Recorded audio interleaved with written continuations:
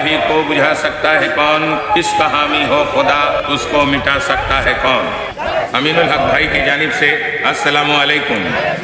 अमीनुल हक भाई को वोट देने के लिए जो आज हम लोगों ने ये जुलूस निकाला है,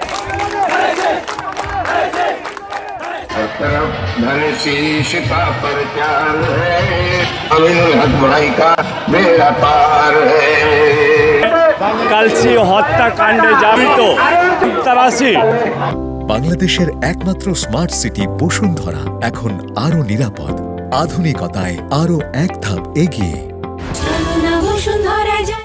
জুয়েল রানার পক্ষে ভোট চেয়েছিল, তাদেরকে সঙ্গে নিয়ে আজকে জামাত তারা আমাদের ক্যাম্পে ক্যাম্পে গিয়ে উর্দুভাষীদের কাছে ভোট চাচ্ছে। ক্যাম্পবাসীরা এবারে নিয়াজ আর জামাতকে প্রত্যাখ্যান করেছে। উর্দুভাষী যারা বুঝে না তাদেরকে বোঝানোর জন্য উর্দুতে আমরা ব্যানার, উর্দুতে আমরা প্রচার আমরা করতেছি ধানের শীষে। বাংলাদেশবাসী এটা পজিটিভ দেখে আপনি পুরান ঢাকায় দেখবেন তাদের স্থানীয় ভাষায় প্রচার করা হচ্ছে। এই জন্য আমাদের বিহারি নেতারাও নিজেদের যারা লোক আছে তাদেরকে বিহারিতে চাচ্ছে। যদি জামাত চলে আসে তাহলে আমাদেরকে ফাতিয়ে করতে দিবে না, আমাদেরকে মাজারে জিয়ারত করতে দিবে না। ঢাকা 16 আসনে আপনার 1,26,000 ভোটার রয়েছে উর্দুভাষী, এবং তাই আমরা দেখেছি যে উর্দুভাষীদের ব্যানার, ফেস্টুন, স্লোগান এবং গান বিভিন্নভাবে এখানকার ভোটারদের কনভিন্স করতে সক্ষম হয়েছে। এবার আমিনুল হক সাহেবকে 16 আসন থেকে আমাদের জান গেল, উনাকে বিজয় করে ছাড়বো। এবার উনি আর বিজয় হয়ে গেছে।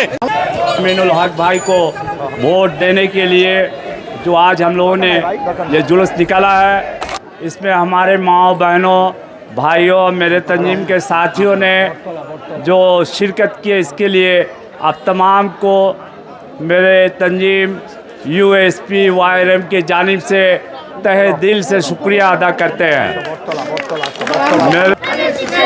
আজকে উর্দুভাষীদের শীর্ষ সংগঠন এর শীর্ষ নেতা জনাব সাদাকাত খান ফাক্কু এবং শাহিদ আলী বাবলুর নেতৃত্বে উর্দুভাষী প্রিয় ভাই এবং বোনেরা, আপনারা যে আজকে আমাদের ঢাকা 16 আসনের বিএনপির মনোনীত প্রার্থী জনাব আমিনুল হক ভাইয়ের পক্ষে, ধানের শীষের পক্ষে আপনারা সকল ক্যাম্পে ক্যাম্পে এবং 3 নং ওয়ার্ডের অলিতে গলিতে, 5 নং ওয়ার্ডের অলিতে গলিতে আপনারা উর্দুভাষী প্রিয় ভাই এবং বোনেরা আপনারা মিছিল করেছেন ধানের শীষের পক্ষে।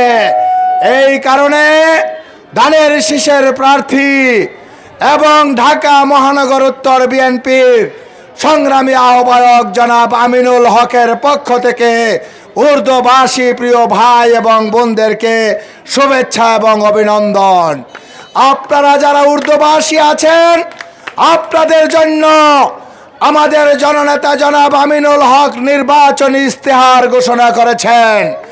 ইস্তেহারের 2য় দফায় উল্লেখ আছে আমাদের প্রিয় উর্দুভাষী ভাই এবং বোনদের জন্য স্থায়ী পুনর্বাসনের ব্যবস্থা করবেন জননেতা জনাব আমিনুল হক।